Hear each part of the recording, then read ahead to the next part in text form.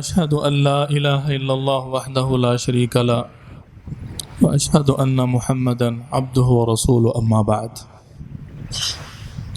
عن أبي هريرة رضي الله تعالى عنه يقول الله عز وجل من عاد لي وليا فقد آذنت بالحرب. حدیث قدسی ہے،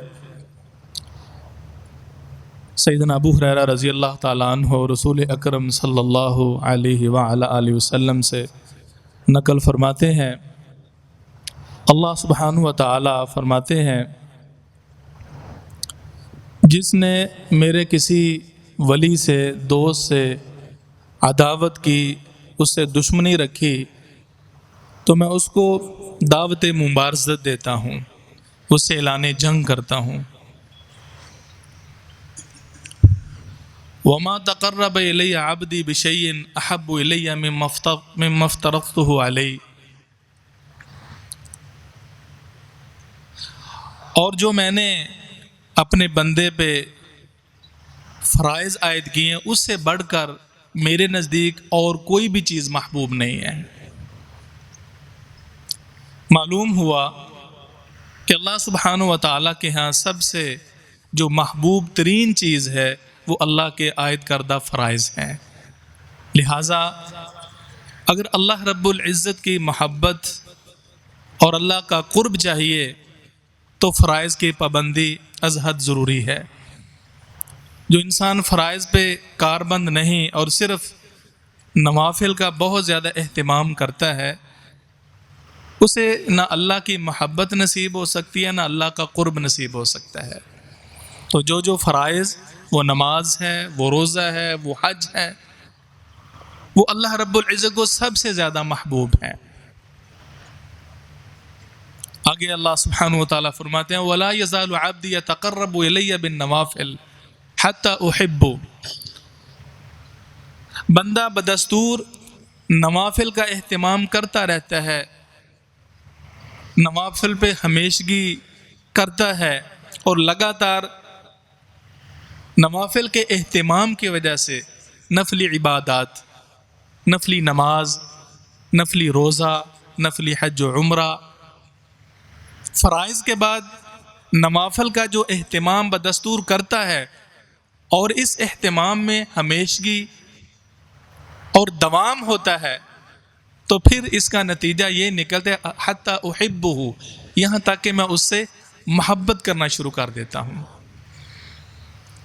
معلوم ہوا اللہ سبحانہ و تعالیٰ کی محبت کمانے کا ایک اہم ذریعہ وہ نوافل کو باقاعدگی سے ادا کرنا ہے، نوافل کا اہتمام ہے. محترم سامعین، ظہر سے 4 پہلی 4 بعد کی، یا کم از کم 2 اس کا بڑا اجر و ثواب ہے. اور ہم نوافل کے حوالے سے بہت زیادہ سست دکھائی دے رہے ہیں. نوافل کا خوب اہتمام کیجیے، اللہ کا تقرب بھی نصیب ہوگا، اللہ سبحانہ و تعالیٰ کی محبت بھی نصیب ہوگی. اور یقیناً ہر وہ عمل جس کے اندر ہمیشگی ہے، دوام ہے، وہ اللہ سبحانہ و تعالیٰ کو بہت محبوب ہے، جس طرح کے دیگر احادیث کی روشنی میں یہ چیز ثابت ہوتی ہے. تو انسان معمولی سا عمل کیوں نہ کرے، اس میں دوام ہو، تعطل اور انقطاع نہ ہو، تھوڑا کرتا رہے لیکن ہمیشگی کرے. اس کا نتیجہ یہ نکلے گا کہ اللہ سبحانہ و تعالیٰ بندے سے محبت کرنا شروع کر دیتے ہیں جس طرح اس کی شان کو لائق ہے. اور جب اللہ سبحانہ و تعالیٰ بندے سے محبت کرتا ہے تو پھر کنت سمع الذی یسمع بہ، اس کے کان بن جاتا ہوں جن سے وہ سنتا ہے، وبصرہ الذی یبصر بہ، اور اس کی آنکھیں بن جاتا ہوں جن آنکھوں سے وہ دیکھتا ہے، ویدہ التی یبطش بہا، اور اس انسان کے میں ہاتھ بن جاتا ہوں جن ہاتھوں سے وہ پکڑتا ہے، اور اسی طرح اس کے پاؤں بن جاتا ہوں جن پر وہ چلتا ہے. اس کا مفہوم یہ ہے کہ اس انسان کو اللہ سبحانہ و تعالیٰ کی خصوصی رحمت اور خصوصی نیکیوں کی توفیق نصیب ہو جاتی ہے. پھر نہ اس کی آنکھ سے، نہ کانوں سے، نہ ہاتھوں سے، نہ پاؤں سے کسی قسم کی معصیت کا صدور نہیں ہوتا، وہ اللہ کی نافرمانی نہیں کرتا. جو انسان بدستور عبادت کا اہتمام و التزام کرتا ہے اور نوافل پہ زور دیتا ہے، اور نوافل بھی وہ جو نبی مکرم صلی اللہ علیہ وسلم کی سنت کی روشنی میں ثابت ہیں۔ کچھ مطلق نوافل ہوتے ہیں، لیکن کم از کم ان کا پہلے ضرور اہتمام کیجئے جو نبی مکرم صلی اللہ علیہ وسلم سے عملاً ثابت ہیں۔ تو اس کا یہ مفہوم نہیں ہے کہ اللہ سبحانہ و تعالی مخلوق کا جزو اور حصہ بن جاتے ہیں، کیونکہ وہ تو عرش پہ مستوی ہے، الرحمن علی العرش استویٰ۔ اور پھر مخلوق اور خالق کا کیا جوڑ؟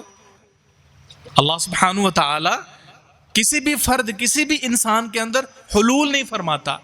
کتاب و سنت کے بہت سے ایسے دلائل ہیں کہ جن کی وجہ سے ہم پھر یہ معنی کرتے ہیں، اسلاف یہی مفہوم بیان کرتے ہیں کہ ہاتھ پاؤں آنکھیں بننے کا مفہوم یہ ہے کہ اللہ صاحب سبحانہ و تعالی باوجود کہ وہ عرش بری پہ مستوی ہے، لیکن بندے کے ساتھ اس کی خصوصی نصرت اور خصوصی توفیق اس کو ملتی ہے اور انسان کو نصیب رہتی ہے۔ انسان کے اعمال وہ اعمال سیئہ نہیں بلکہ ان اعضاء سے اعمال صالحہ صادر ہوتے ہیں۔ محترم سامعین، آگے ان نوافل کے اہتمام کا نتیجہ کیا نکلتا ہے؟ رسول اللہ صلی اللہ علیہ وسلم فرماتے ہیں اس کے بعد جب اللہ سبحانہ و تعالیٰ بندے سے محبت کرتا ہے نا، وَلَئِن سَأَلَنِي لَأُعْطِيَنَّهُ، اگر بندہ کسی بھی موقع پر مجھ سے دعا کرتا ہے تو اس کی دعاؤں کو میں قبول کرتا ہوں۔ تو دعاؤں کی قبولیت کا ایک بہترین طریقہ اور وسیلہ کیا ہے کہ ہم نوافل کا اہتمام کریں۔ گویا کہ ایسا شخص کہ جس کی زندگی میں نوافل پہ باقاعدگی ہوتی ہے، وہ اللہ کے مستجاب الدعوات بن جاتا ہے۔ اللہ کے لیے انسان اہتمام کرے۔ اور دوسرا فائدہ، وَلَئِنِ اسْتَعَاذَنِي لَأُعِيذَنَّهُ، اور اگر وہ مجھ سے کسی شر یا کسی چیز سے پناہ مانگتا ہے تو میں لازماً اس سے محفوظ رکھتا ہوں، اس کو پناہ دیتا ہوں۔ دعا کی صورت میں کہ جب اللہ دعا قبول فرماتا ہے ایسے شخص کے سوال پر، تو وہاں بھی نون تاکید ثقیلہ ہے، علماء سمجھتے ہیں۔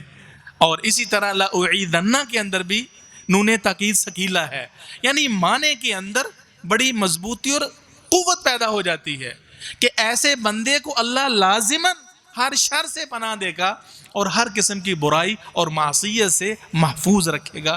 یہ اللہ سبحانہ و تعالیٰ کا وعدہ ہے۔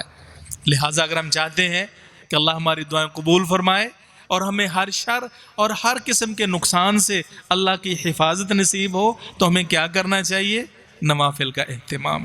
میرے محترم سامعین، نوافل اور خصوصاً اللہ کی عبادت اہتمام کے ساتھ یہ وہ ایک ذریعہ اور وسیلہ ہے کہ انسان زندگی کے اندر اللہ سبحانہ و تعالیٰ کو اپنے بہت ہی قریب پاتا ہے، اس کو اللہ کا قرب نصیب ہوتا ہے، اور پھر اس قرب کی وجہ سے اس کی دعائیں رد نہیں ہوتی اور اس کو ہر شر سے حفاظت بھی ملتی ہے۔ تو یہ وہ اوصاف ہیں کہ جس کی وجہ سے انسان اللہ کا ولی بنتا ہے۔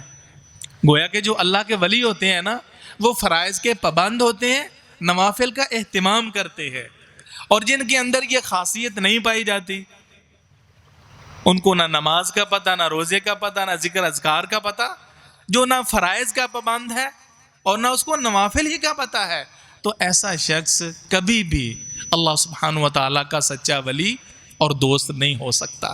شیخ الاسلام ابن تیمیہ رحمہ اللہ نے اس موضوع پر باقاعدہ ایک کتاب لکھی ہے، الفرقان بین اولیاء الرحمن و اولیاء شیطان۔